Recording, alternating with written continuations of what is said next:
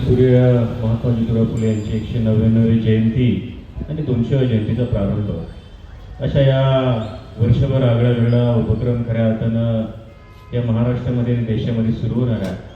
आणि त्या निमित्तानं आपल्या खेड कृषी उत्पन्न बाजार समितीच्या चाकण आवारामध्ये आज गेल्या दीड वर्षापूर्वी खऱ्या अर्थानं ह्या महात्मा ज्योतिराव फुले आणि क्रांतीबाई सावित्रीबाई फुले यांच्या पूर्णातुकी पुतळ्याचा सोहळा मोठ्या थाटामाटामध्ये आपल्या कृषी उत्पन्न बाजार समितीच्या प्रांगणामध्ये संपन्न आला. आणि आज ही दोन्ही शिल्प चाकणच्या नव्हे तर खेड तालुक्याच्या वैभवामध्ये भर घालणारी आहे.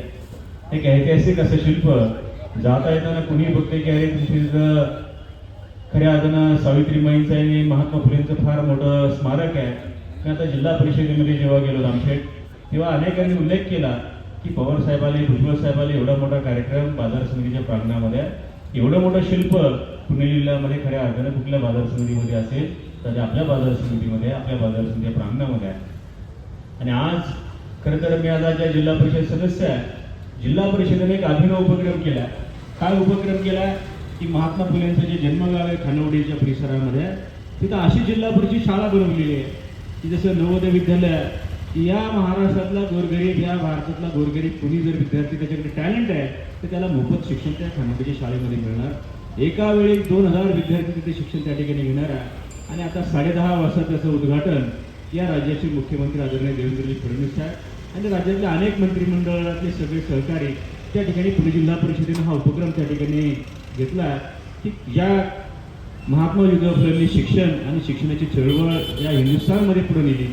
त्यांच्या जन्मगाव असलेल्या शाळेत त्यांच्या स्मारकाची तर त्यांचं स्मारक म्हणजे काय तर त्यांचं स्मारक शिक्षणाचं स्मारक करण्याचं काम पुणे जिल्हा परिषदेने केलं आहे.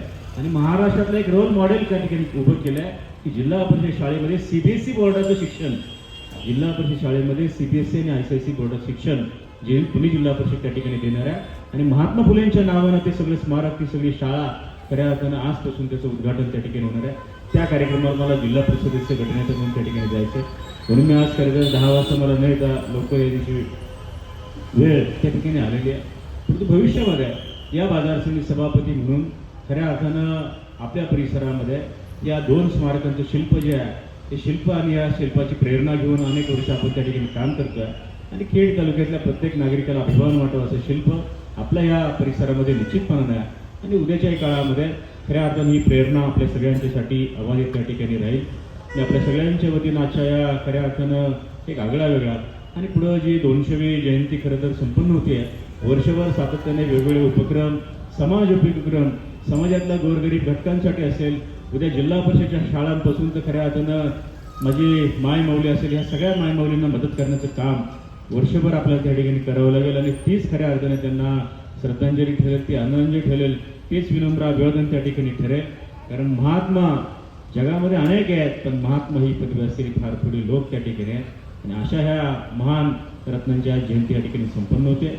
मी आपल्या कृषी उत्पन्न बाजार समितीच्या सर्व घटकांच्या वतीनं मग आमचे आडते असतील व्यापारी असतील हमाल मापडी आमचे प्रशासन असेल या सगळ्यांच्या वतीनं विनम्र अभिवादन त्या ठिकाणी करतो.